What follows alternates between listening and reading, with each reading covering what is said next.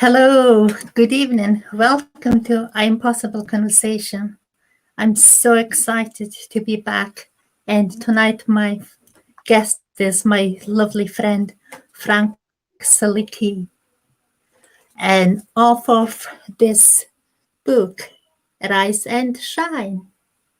Thank you very much for joining me today, Frank. It's an absolute pleasure, Suki, to be with you once again. Always a delight. Once again, it was 2 years ago. Can you believe that? That's 2 years ago. That was 2 years ago. Yeah, that was 2 years ago. That was your first Mhm. Impossible conversation, wasn't it? It was. That's how we started. Remember, let's get out of Yeah, our comfort zone and let's do something that scares us. that was it. That's it. I know at the time we were in the same boat. We were thinking about all the things that we wanted to do, and I remember we sat there going, "We need to do something. We need to get going. We need to get started and stop talking." Absolutely. So, last 2 years, Frank. Actually, let's introduce you. Please, introduce yourself because I know a lot about you, but could you introduce to yourself to our viewers? Certainly. So my name is Frank Saliki. As Suki mentioned, I'm the author of Arise and Shine, where I talk about my journey from a high school failure to university graduate. I'm also a life coach. I also work in the human resources for the National Health Service. So the last year and a bit has been quite interesting. I'm interested in personal development. For me, I believe we, as human beings, we were designed to do something special, to use our talents. And I'm interested in always growing, in always becoming our best. I believe we can always grow and we can always keep developing ourselves. And it's important that we're doing this on a consistent basis. And I enjoy helping other people go on their journey or on self-discovery because I've been on this journey of self-discovery. So I enjoyed seeing other people discover themselves, discover the best version of themselves. It's for me, it's a joy because we all deserve to do the things that we want to do. And when we're doing the things that we love, we enjoy life a lot more. Absolutely. And then you're not just talking about it, you've already walked your talk from high school failure to university graduate in 6 years. What made you make that decision? For me, it was an interesting. I remember the day I got my results, and as I left the school, this vision. I remember this vision, and it always stayed with me because for some reason, on my right hand side, where people had not done really well, on my left hand side, where people had done really well, and I remember as I was leaving the school, and I thought to myself, these people on the left hand side, they're going to enjoy their life a lot more. They're going to have all these things. And in that moment, I went, I want to have what they have. I want to enjoy life like they will enjoy life. And in that moment, I went from despair to setting a goal to go to university to go, I'm going to set a goal for myself and I'm going to change my life. And for me, that was the moment my life changed, almost in a blink, in twinkling of an eye, just seeing that Mhm. vision for me. And that for me, that has always remained a very powerful vision of it was almost like it was a choice between two worlds. I can go that side or I can go that side. Where do I go? The choice was mine. I was 16 years old, but I was filled with this powerful emotion that just told me that the choice to change my life at that particular moment was mine. The circumstance did not matter anymore. What mattered at the time was the choice I was going to make. Mhm. Yeah, and then if you think you came when you were 15 in UK, is that right?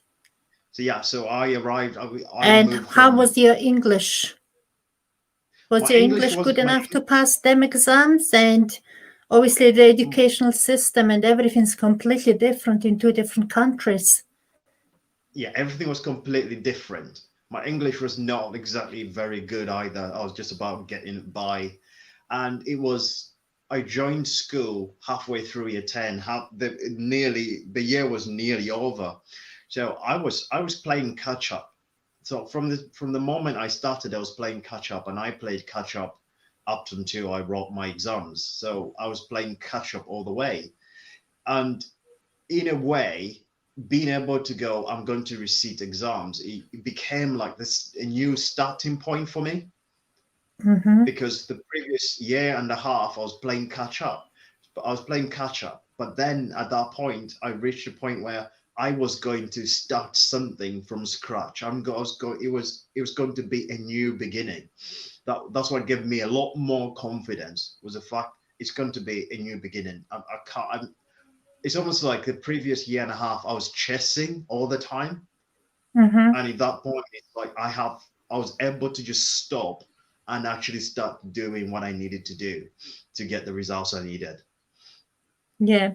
So it took you 6 years to be Yes, to graduate, yeah, huh? From your yes, exam results to what's happening yes. between. Mm-hmm. So the year that followed after I, so the year that followed after my high school exam results was I took up a course called It was a BTEC course, and I also had to recite my exams. For me, that was quite an interesting year. So our BTEC class was made up with people who had not done well in the exams. So everybody was they didn't set goals at all. And I was in that time at this goal, and I was doing everything I can do to get to that goal. And everybody in my class were not doing the things that I was doing. So then what happens that year became the loneliest year of my life, because at that time I refused to say, you know what, they don't want to set goals, but I've got goals for myself. I know where I'm going. I knew the journey I was on. So I was prepared at the time, as painful as it was, to walk the road on my own. So the first year was about reciting my exams, reciting some of my exams like maths and English, and passing my BTEC course. And then in order to do my A levels the year after. But it's quite an interesting year, because even though I was the only one who had um, goals to succeed in my year, I was never a teacher's favorite still. And I remember just thinking to Mm-hmm. myself, I'm the one doing all the work. I'm turning up every day. I'm working so hard. But halfway through, I realized, you know what? I know what I was doing. I know where I was going. I know what I needed to do. And so the first year was really um, putting those things, your maths, your English, and your BTEC, in order to do your A levels. The following 2 years was about my A levels. So that came in one of my greatest times in school, because I was able then to make friends. I was able to enjoy the whole process. And Mm-hmm. difference was, from the time I was doing my GCSEs, was I was a bottom of class at everything I was doing, to being doing my A levels as top of a class at everything I was doing. So there was quite a transformation that was involved in that. And mostly it's because I was emotionally immersed in that change. Everything that I did was about changing my life. Everything that I did was about getting better. It wasn't like I'm half committed. I completely immersed myself in what I was Mm-hmm. doing. And I think that's one thing that completely changed everything that I did. Because if I did not completely immerse myself in my goal, I would have gone halfway. I would have fallen short halfway through, because it wasn't all about turning my life around and everything was working out. The journey was hard. I talk about in a rise and shine in I talk about this in the Rise and Shine.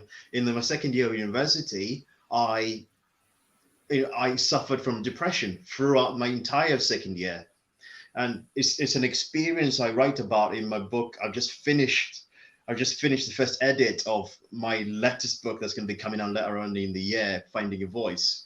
I talk about the time I almost took my own life. So the whole process was not that easy, but what made it for me, what made it easy was I was immersed. I was immersed in what I was doing. And my goal became the road and stuff that comforted me in the difficult times.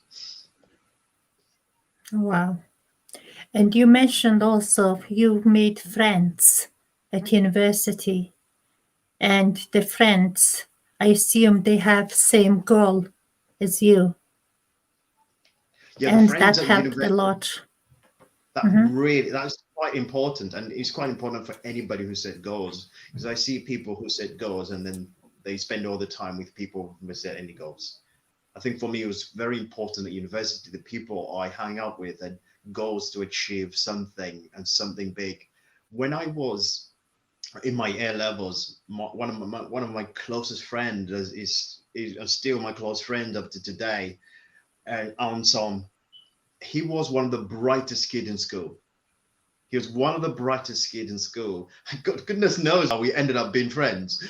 But what that meant, he was naturally bright. I needed to work. He was naturally bright. He would get things like that very quickly. But then what that meant was he set a standard for me.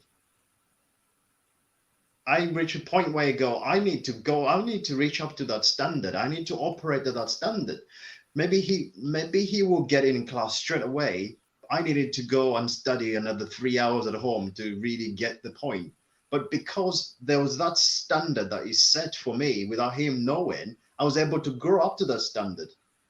So Mm-hmm. it just raised me in everything that I was doing. And I realized at the time, if I want to be the best, if I want to be the best at what I do, I need to find people who are going to raise me up. I always joke to say, if I'm the smartest one in the group, I'm going to find a new group. but Yes. but it was that bit where I used to grow. I used to grow every time you have a conversation. I used to grow, and in all of that, in everything that I find, is I always try and make friends with people who are going to make me grow, whether it's in my career, whether it's me as a speaker or as a coach, or people are going to make me grow emotionally and spiritually, to just Mm-hmm. raise me up to that level to do the things that we want. Because success is not what you get, success is who you become. Yeah, absolutely. But then, if you go back to your book, you said when I was in high school, a lot of people told me that I wasn't good at anything. So I acted like I was not good at anything.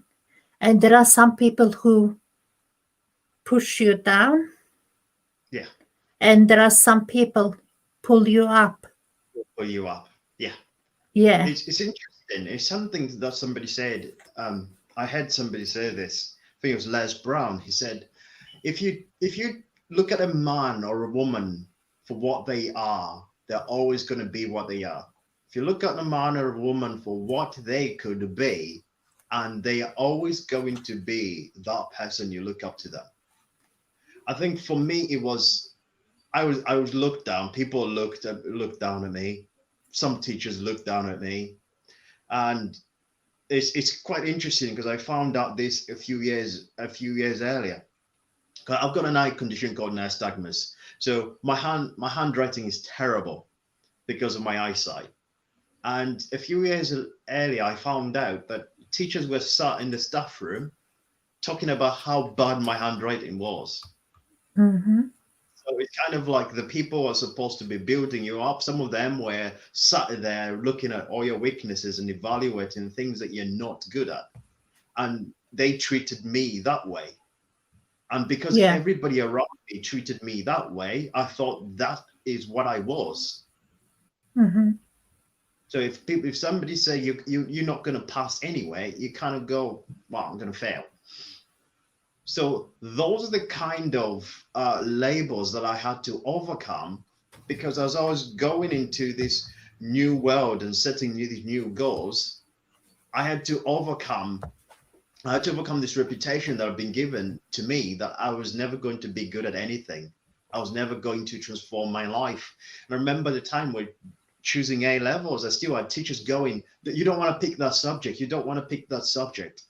And I remember one of the subjects I was very interested in I was interested in was law. And I remember we sat here. I went to see the law teacher and I was going to pick it as my A level, and I went and I Mm-hmm. sat there, and she just looked at me and she said, "You can't do it. Pick another subject. I don't think you can manage this." That was the end of our conversation. Not because she Mm-hmm. knew my abilities, because she just thought I could not do it. So So that what's was happened? something. Yeah. So Did then you that pick was the something. law? I didn't pick law because she couldn't let me do it. Oh, She didn't let me do it at all. uh-huh. And you move on from that, and suddenly I went, I gotta pick another subject. Mm-hmm. Because I wasn't expecting to be turned away. But Yeah. that was a label that I carried, and that time I was going to pick that subject, I was turned away. And sometimes in our lives we're going to be turned away. Sometimes the door is going to shut, other people are going to tell us we're not good enough. But at the time, with my goal, I thought straight away, hang on, what can I pick? What can I pick? This is not the end of the world. I'm going to pick another subject. And I remember I sat there and I thought, what can I pick? I'm going to pick a subject called, I'm going to pick sociology. And I still remember this. I went to my sociology teacher, and the first thing she said was, "I'm glad you picked my class." And I went, "What?" So I'm so glad you picked my class. I know you're going to be hardworking. And that became, in what was disappointment, became something, because I thought, hang on, here's a woman who stood in front of me with so much confidence. And for me, I just drank that in, and just spurred me on to do so many great things the following 2 years. Yeah, it is that uplifting people and encouraging, especially teachers. I believe they all should be like that, and I'm sure they all are. There's But so, I who can tell you, knows? I said, when I talk about the teachers I've had in my life, I described it. It goes from the sublime to the ridiculous, because I've had some teachers who are amazing. I go on my journey in my school in Arise and Shine. In Arise and Shine, I don't detail so much of the teachers who helped me along the way. In Finding a Voice, I detailed about 11 teachers I've had in my whole life who've helped me along the way. And teachers are amazing people, and they take you to levels that you never thought you could do, and you find something that they help you find something in you that was never there. And some teachers, for me, they did that. They helped me find something in me that was complete, that I thought I never had. Yeah. So a lot of people focus on difficulty of reaching goal or purpose. And who are you, an optimist or are you more positive person? If I ask you to choose, are you optimist or are you just positive person? What would you say? I am a very optimistic person. Mm-hmm. I think I'm very, very, very optimistic. I think I've got this thing in me that kind of says things are going to work out. I think when we're on a journey, there are times when things just don't go well. There are times when you're working so hard to achieve something and then nothing is happening. I think for me, I say I'm an optimist because I've learned to trust the process.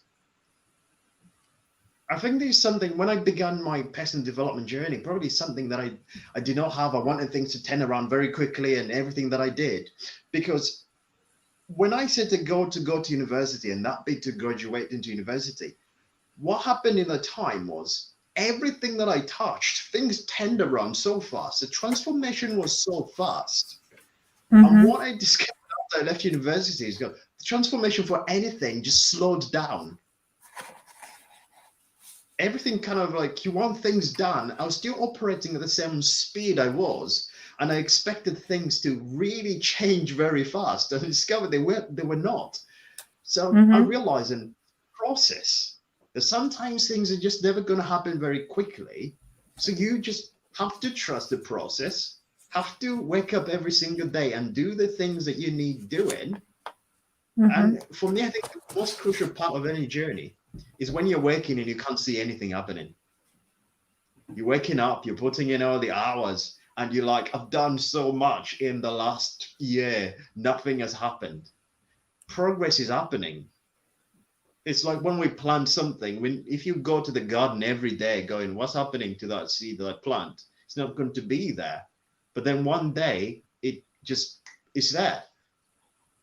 One day you say, oh, look, there's a plant coming through the ground because you've woken up and you've been doing that.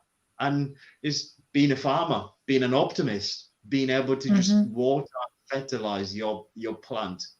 My favorite analogy that I use is of a Chinese bamboo tree, because when they plant the Chinese bamboo tree, it takes 5 years to come out the ground, but you have to water it and fertilize it every single day, because at any time you stop, the tree will just die in the ground.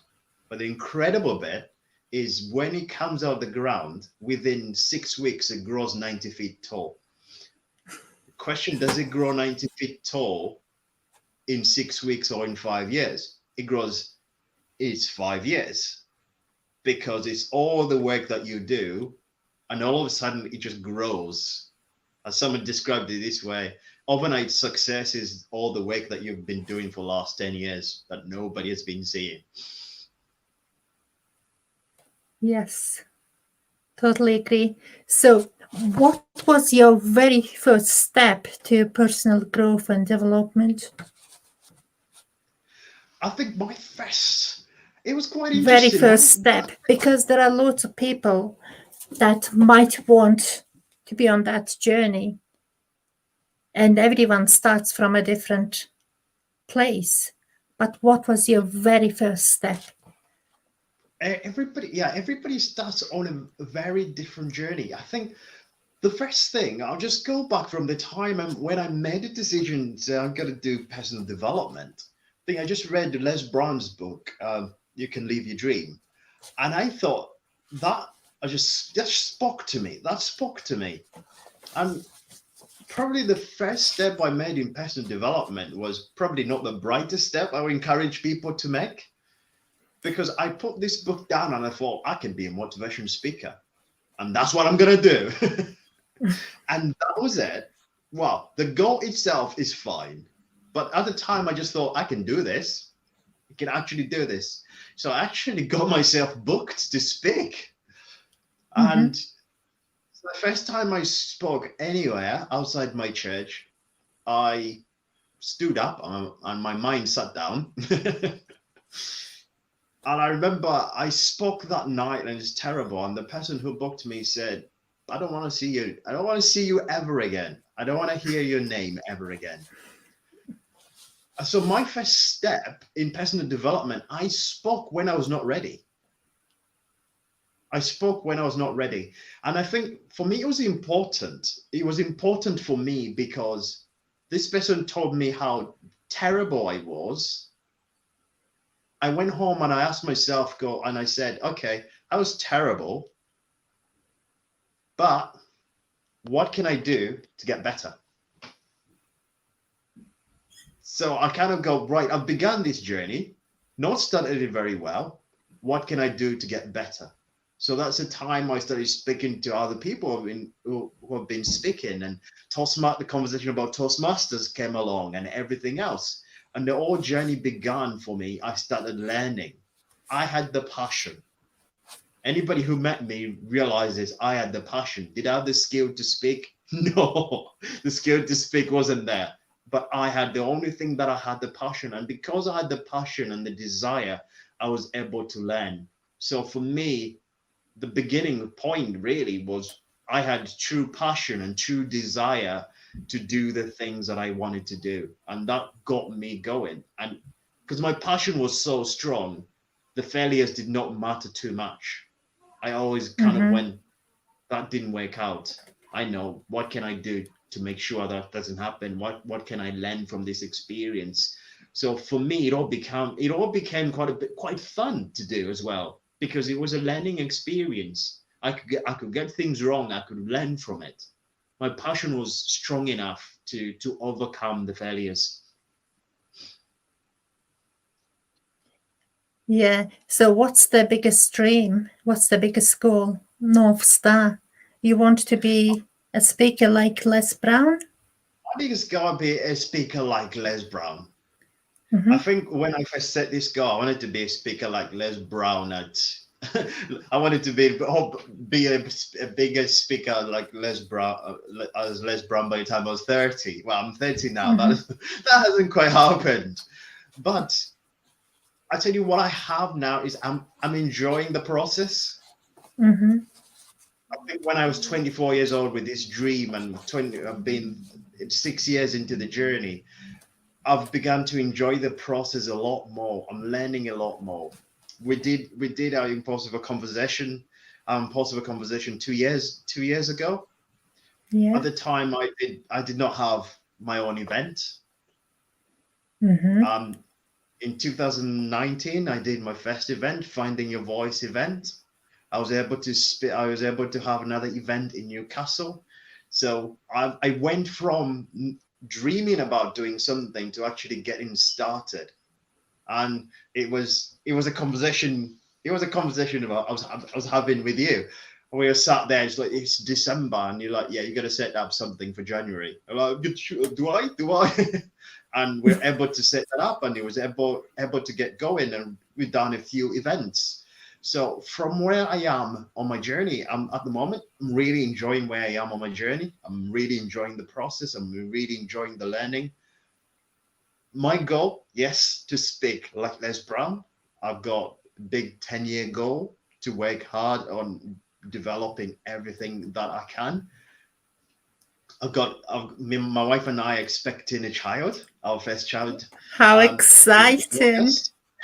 Yeah, so it's exciting times. So it's putting everybody in my dream because I want my family to go on this dream with me. And it's not just about me. It's creating a dream that's gonna help benefit, um, that's gonna benefit my family as well. So my dream, yes, being able to speak, become as big as Les Brown, but also at the moment being able to really enjoy the process because I think most of the time we focus so much on the goal that we ignore the process because Mm-hmm. it's through the process that we actually learn the tools and the skills that we need to achieve that goal. But so many people they miss out on those opportunities because they're too focused on the goal. So they end up not getting the goal because they're not picking up the things that they need to get to their journey. The, the example I can give to you is if I say to you, I want you, Suki, to walk from Newcastle to Gloucester. That is Okay. 400 miles. But here's the key. I want you along the way. You can make your journey if I'm gonna put I'm gonna put I'm gonna put food and water and I'm gonna put somewhere for you to sleep along on the journey. And you have to stop on the journey. Make sure you eat, make sure you rest, make sure you have your sleep, and you carry on the journey. But what a lot of people do is they just go on the go. So you, Suki, will just go, I wanted to get to Gloucester. But Frank said there's food and drink and rest along the way. But you know, but I want to get there. So then you get too tired. You can't get to the goal because you've missed out on all the things that were going to help you get to your desired destination. Yeah, absolutely. Loads of people, quite a lot of my friends, wants to become a speaker, professional speaker. And could you tell me about your speaker journey? And you mentioned a couple of times about church. And does your church to do anything with your speaking career? It's interesting because that's one thing I never thought I could do. So growing up, the one thing that I wanted to do is to be a minister in my church. I really wanted to be a minister. I really wanted to speak. And I was afraid to speak anyway. In school, I was relatively quiet. I could not speak up. But in church, it was quite easy for me because there was so much love, there was so much kindness. So in 2009, I was ordained a deacon in my church. So I started being, I started preaching. So for me, that I didn't even know that that was going to lead to anything else. So it was just being able to stand in front of people and speak for 5-10 minutes at the most. Mm-hmm. And I would do this every week, and I would go and read something and come and share. And that's all I was doing. And I look back now, I was developing a skill. I didn't know that. So when I decided I want to be a speaker in 2014, I had been speaking in front of people in church for about 5 years. Mm-hmm. There was still a lot of development that was needed, but I had started speaking in front of this small people. And I think for a lot of I speak to a lot of new speakers. They always think about, I want to speak in front of 100 or 300 people, or I want to speak in front of 1,000 people. I think for me, it's important, before you can even dream about speaking in front of 1,000 people, you have to get better at speaking in front of 5 people. The number doesn't matter, to be honest. The number it's interesting, because what I thought was quite an interesting one when I one of the skills that I needed to develop as a speaker. The number doesn't matter. The number doesn't matter. But if I get a new speaker and put them in front of 1,000 people, they're gonna have a new, different reaction to if there's 5 people. And for me, I learned a lot about myself as a speaker, speaking in front of small people, a small group, a small number of people. Because one thing that I can do, I can look at everyone in the room. So this is a thing that I used to do about 2016. I would look at everybody in the room, and I would tell that one was not very impressed. And that gave me an opportunity to actually go and speak to them. What did you think? And you can't get all these things about being a speaker. Remember, one person said, "Oh, you do this funny thing with your hand, it annoys me." And I thought, oh, now at the time, you got a choice whether to go, "Oh, I'm going to carry on," or you're going to go, "Oh, probably that's a bad habit that I have. I'm going to develop." So for me, speaking in front of small numbers actually just helped me a lot, because I could actually get feedback from everybody who was in the room. Yes, absolutely. But then, if you remember, we can't please everyone. No. Yeah. Yeah. You can't And please so from everybody. being in a church, you went to Toastmasters, is that right? That's and correct, then you yes. started organizing your own events.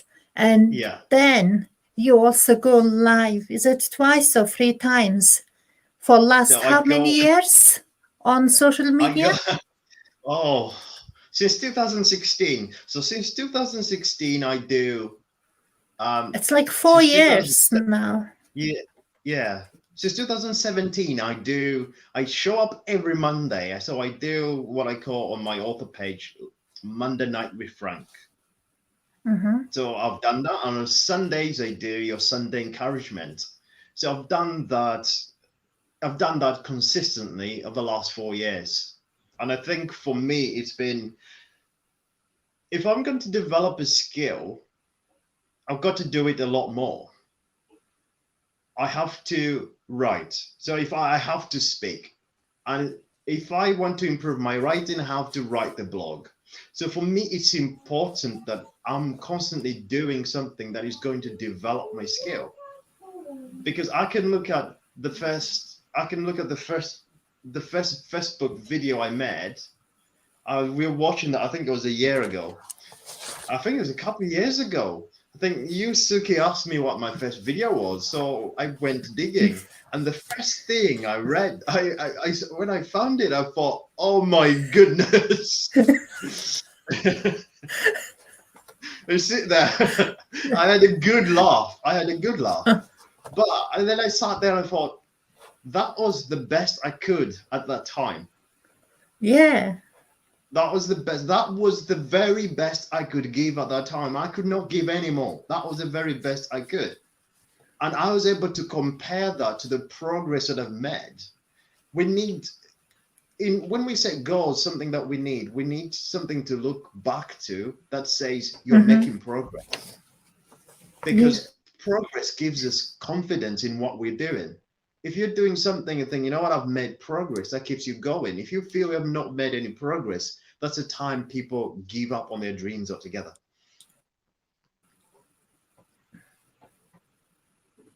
Calculator, and I've just used my calculator, and if I say for 4 years, for 52 weeks, twice a week, you already got 416 videos there. Yeah. That is, well, how do you find your content? Wow. 416, wow. That's a lot. It's... And then I know, Frank, sorry, you don't do 2 minutes. You go like 10, 15, 20, 30 minutes. Wow. It's something that I said when I talk at the beginning, when I immerse myself in something, it's about going, it's about going digging. And for me, I know where I was, I know where I've been in my life, I know where I've been on my journey. I know I've been at a point where I've never even liked myself, where I just lacked self-love. I know how it feels to reach a point where you feel so alone in the world and you don't feel like there's no hope. And for me, what motivates me more than anything is being able to help as many people as I can, and being able to deliver my messages in as many different ways as I can. And I'm constantly looking at something new. I'm constantly looking at how can I develop myself. Listen, an average Brit reads probably a proper book. They read 1 good book a year. I read 2, 3, and sometimes 4 books in a month, because I just want to learn. I want to grow, and I want to find ways that can help as many people. If I look at life and I think there's so many ways that we can help other people. There's so many ways that we can enjoy our life. And I understand waking up every day and you're constantly comparing yourself to somebody else. And for me, it's about how can I help as many people see themselves for who they are, not what the world sees them. How can I help as many people to look in themselves and to see the best, to see their greatness, to see what they can achieve, and to enjoy our lives, because we only enjoy life when we are waking up, when we're living on our terms, when we're waking up and say, this is my life, these are my choices, and this is what I'm going to do with it. Wow, fantastic. So I have another question for you, Frank. I've recently read a book by David Allen, and he says you can do anything, but not everything. You got full-time job, you do your events, life coaching, and the baby's on the way. What's your schedule like? Do you get up 4 o'clock in the morning? Do you sleep? No, I got boundaries. Well, what's your productivity hack? It all comes down to scheduling for me. It's what must be done today, because most of the time we got tasks that we cannot do. We got tasks that don't really matter, because I remember one of my clients said to me, I just got no time. And the first question I asked him was, tell me, how much television do you watch when you come back from work? And they said, well, I'm already watching another 4 or 5 hours of telly. And I go, yeah, that's where kind of your time goes. So it's about dividing your time in what really matters to you, what really matters in your life. It's like I think I've talked about planting. It's everything what you're doing with your time, you're planting, you're going to reap tomorrow. So it's everything you're going to do with your time, are you going to plant or reap? So it's about everything I'm going to do. I wake up. So now I've been waking up at 5 o'clock. I've already done. So 5 o'clock, I do what I need to do. I go for my run. I come back. I do some reading. I go to work. When I come back, I'm going to speak to my wife for an hour. Then I'm going to do a bit more work. We're probably going to have a few coaching clients.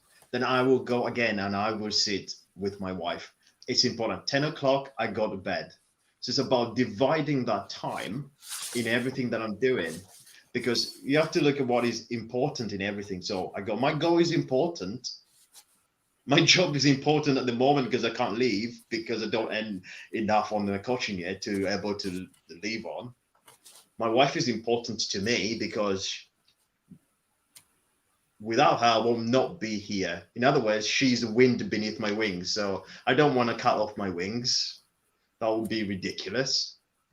And so I've got time. This is her time. I always said, this is your time. We do whatever you want to do with your time. I'm not doing all these other things. So being able to divide your time, because so many people spend so much time just with pleasure, and they say there is no time. It's something Zig Ziglar said, time is not the problem. It's the lack of direction. If you know where you want to go, you're able to put all these things together. In a busy schedule, I'm able to go when the time before the pandemic, as a minister, I'm still able to go and visit other senior members in their homes and everything else, because you put them together. They become important. And if you make something important, it doesn't matter what, you're going to do it. Yeah. Sorry, you mentioned about being a minister. Are you a minister now? I am a minister now. How long did it take? It is so in my church, ministers don't go to Bible school or theology school. So the ministers, ministers are ordained from the lay members in the congregation. So I was, as I mentioned earlier, I was a deacon from 2009. So that for me, that again, that was a process. Then in 2018, 2019, 2018, I was ordained as a priest. How do you have the style-wise, because being a minister and then speaking to people and being a motivational speaker and then speaking people, and the style-wise, how do you differentiate them? It's kind of a different one. You have to have, this is something that I have to learn. So when I joined Toastmasters, I had this minister style talking. You can do it all and you're going to do that. And somebody said to me, it feels like you're preaching. So it's kind of the thing that I kind of go, oh, but that's how I speak. So then I had to differentiate this, and it came so easily. I remember one of my members came to my motivational events, and the first thing they said was, you speak different.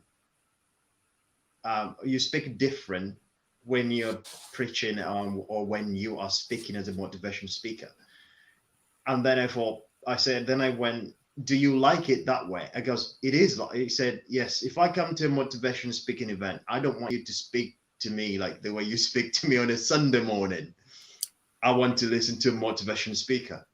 So that is a skill that I was able to learn through Toastmasters, that I can motivate and inspire people without people feeling that like they've just attended a Sunday, they've just been listening to a Sunday sermon.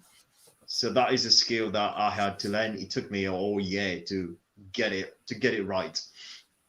And I think the question that somebody asked me is, do you feel like you're acting? No, I don't, because it works. My church members appreciate that, and the people who attend my events also appreciate that. I think it's being able to adapt with your audience. Yeah. And then you being a public speaker and being a minister and motivational speaker, people think the speaking in front of public is the scariest thing ever. So the question I was going to ask is, are you introvert or are you extrovert? It's interesting. I was reflecting on this. About during the first lockdown, and when I was doing this personal evaluation, what I discovered was I'm actually an introvert. I've always thought I'm an extrovert, but I've always been an introvert. For me, it is, if we're sat in a group of people, like a group of people, if it's a group of 20 or something, just sat there, it's kind of, for me, I always quite bubbly, but it's never been like my most comfortable environment. Mm-hmm. But one of the places that I ever feel at home, if I stand in front of the audience, there's something that is very comforting for me. It's very comfortable, and I kind of switch like that. It just feels so comfortable. It feels so natural. It just feels like I want to be there. Mm-hmm. And when I'm doing an event, it's leading up to it. I think the morning before my event in the afternoon, I don't even have breakfast because I'm like really nervous. But the moment I stood there, You mean excited? yeah, that's it. Yeah, the moment I stand there, it's quite natural for me. So it's quite interesting because when the people think about a speaker, they think it's somebody who's just outgoing. But actually, there's speakers who are good at public speaking, but they're really introvert at the same time. They're really introvert at the same time. And I hear people say, "I want to be a speaker, but I'm an introvert." No, not everybody who's a speaker is an introvert. So who is okay? So who is this? Okay, yeah. Anyone can speak as long as they got their passion and skills I got a passionate skill. I give you to an share their example. message. Is a stand-up comedian, Rod Gilbert. I think he did a program about 3 years ago about shyness. He talks about how incredibly shy he is. He's a stand-up comedian. He goes around selling shows and speaking in front of 10, 20, 30, 50,000 people at a time. And he was talk about how shy he is. So it's a skill that we have, and public speaking in itself is a skill that we develop. And I always say to people, they go, I can't do public speaking. I can't speak in front of people. It is a skill. You can learn this skill. It's not about I just can't deal with standing in front of people or anything else because I'm not used to people. If you've got this skill, that becomes comfortable for you. You're able to do it. Fab. So lovely to speak to you, Frank. Just I would like to ask you a few questions, just kind of a fun, silly, quick questions that would like to know you a bit more. So what's your favorite type of food? What's my favorite type of food? Oh, that's interesting. I like spaghetti bolognese is my favorite food. Now, I'll tell you a funny story that goes with this. So when I moved from Zambia to the UK, I went to the canteen, right? I looked at the food that was selling. I was like, I don't know any of this food. I can't say it by name. So the person who was in front of me said, "Oh, can I have some spaghetti bolognese?" And I thought, that's it. I'm gonna say that too. So I went, "Can I have some spaghetti bolognese?" So that's the only thing I could say. for the next 8 weeks, all I ate was spaghetti bolognese because that's the only thing I could say. Until one of the people, the dinner ladies, one day said to me, "Do you want some cooked dinner today?" I was like, "Yeah, I'll have some of that." So for our 8 weeks, all I had, I went to school was spaghetti bolognese, and even up to today, I still love spag bol. Love spaghetti bolognese. Yeah. So are you a clean or messy person? Oh, I think I'm in between. Um, when I am working on something, I want it to be clean. I can't work when everything is just all over the place. Uh-huh. I think you can tell that I'm all over the place in everything in what I'm doing if everything just seems thrown all around me. If my desk in work has got loads of stuff on top of it, I'm all over the place. So I'm a clean worker. I just can't function when there's a mess. So you are clean. Are you related or distantly related to anyone famous? Am I related or distant related to any bee farmers? No. No. And what's your motto? You can have everything in life you want if you help enough other people get what they want. And what's the favorite family recipe? The famous family recipe is we got this Zambian beef stew recipe, and every Uh-huh. time I go to my mom, she always cook that beef stew for me all the time. And when I'm cooking at home, every time I'm cooking, I have to make the beef stew. Are you yes person or are you no person? Because lots of people are very proud when they say no to something. I think that's kind of an interesting question. I think I struggle to say no to people. If I was to say if there's an area that I need to grow in, I think I struggle to say no to people, and especially when people need really help with something. I think I'm still learning. I'm still trying to learn in that area. I really struggle because I think I've got this thing that anybody who asks for help, I should help them. So I really struggle. I'm definitely a yes person. Yes person. Frank is yes person. Don't ask me for my bank card, yo.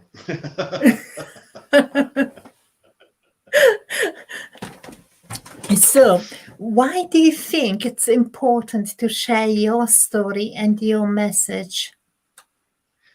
I think it's most of the time we think we are the only one going through certain things. And I think if we kind of share what we are going through with other people, it's because people then can see that, you know what, if somebody can change their lives, I can change my life too. If somebody can go through that, I can go through that thing. I think what I enjoy about the journey is I've had a lot of interactions with with people who failed their high school exams, and being able to go to schools on the day of results and being able to have this conversation and say, on this day, I was feeling exactly how you're feeling, but things don't Mhm. have to always stay this way. So for me, it's important.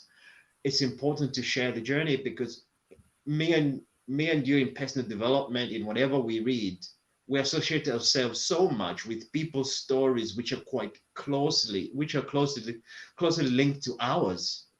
And if a story is linked to ours, we just want that's an example. And I talk about Les Brown. I read Les Brown's book and I thought, that's me. That is me. And so much from that, just like the whole idea of becoming a motivational speaker was not even a thing I ever thought of. But being able to just read a story like that, you go, that is me. And you know what? I want to share what I have. And for me, that's why I share what I do, because it's Mhm. through sharing. I can speak for half an hour, but if somebody in 2 minutes gets something and they go, that's it. That's the only thing that we want, for people to take something away. to feel that they can do something special with their life. Fantastic. So what are you working on at the moment? At the If we moment, have another interview in maybe 2-3 years time and look at back the, today, it's what quite would it's you quite say? interesting. Yeah. So at the moment, I've got two. I'm working on.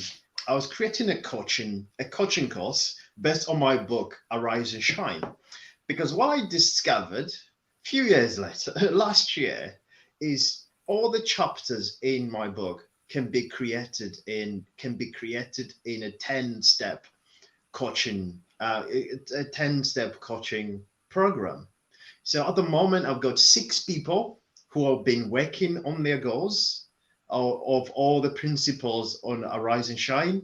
They've set a vision for the future, and for 6 months they're going away. They've set a vision for the future. They're going to stand up to defeat. They're going to realize it's themselves. They're going to realize all the steps. They're going to follow the steps, and then we're going to meet 6 months and measure the results. So I'm really Mm-hmm. excited to see how much progress they're going to make, and I really love it. At the end of the week, we have a catch up, and they talk about the progress that they are making and everything else. And for me, it's quite exciting to see, because it takes me back from the time I set my own goal. So it's quite interesting to see where everybody's going to go to. So it's the Arise and Shine 10-step journey that they're taking on. So I'm really excited to see that before I can share it with a lot of other people after that. Mm-hmm. And I did a second edit of my book, Finding Your Voice. That's another exciting project for me, because the way I've written Arise and Shine is the way I've written Finding Your Voice is I've gone back to my experiences, the experiences that used to hold me back from the time I was bullied when I was a kid and everything else. And I've evaluated those experiences and explained how every single difficult experience helped me grow today and helps me to improve my life all the time. It just makes life so exciting. So yeah, so got those 2 projects to work on, really excited. And obviously we can't forget about the elephant in the room. We got a baby on the way. So that is very excited at the same time. Uh-huh. So it's a Oh, so good. fun, fun packed few months on the way. Absolutely. Few months. It's going to be amazing. So, what's your message to us and our viewers? I think that for me, the first message is, when you think about your goals, it's important you know that your goals won't define you. What you get at the end of your goal doesn't define who you are as a human being. You are a special human being. When I started my journey into personal development, I thought that was one thing that was going to change everything that I did. I thought winning my Toastmaster speech contest, that was going to just change me so much. But 3 days later, I was feeling rubbish about myself.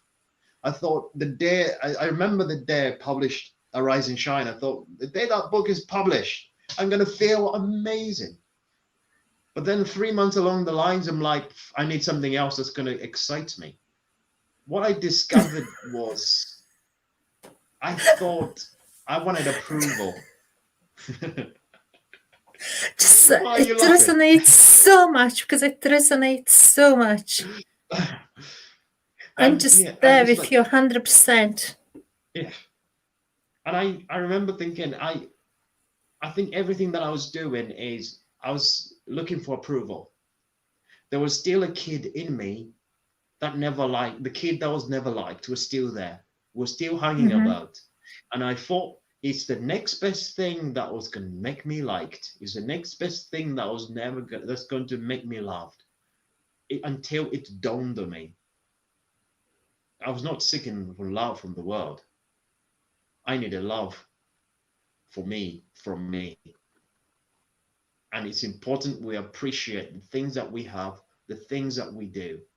because we might go chasing the world over to look for something that is right in our backyard. And self-love is the most important thing because it makes you thankful. A thankful heart is always going to be a joyful heart. So for me, love yourself. Be who you are. Be the best version of you, not the best version of something else. Hang around with people who love you for who you are. Hang around with people who will realize that you're on your journey. You're on your own unique journey in life, and they will support you along the way and not try and change you to do something else. You're only going to be happy if you love who you are. There's an African proverb, and I'm going to stop there. It says this: if there's no enemy within, if there's no enemy within, the enemy outside will do us no harm. Wow, that's amazing. Thanks so much, Frank, for your time, and I really enjoyed having you here. And Absolute pleasure. thanks Pleasure to for be here. yeah, and thanks for everyone who joined our interview today. And if you would like to share your story, just message me. And remember, you are unique, and your story will change other people's lives. And thank you very much for joining today. Thank you. Bye.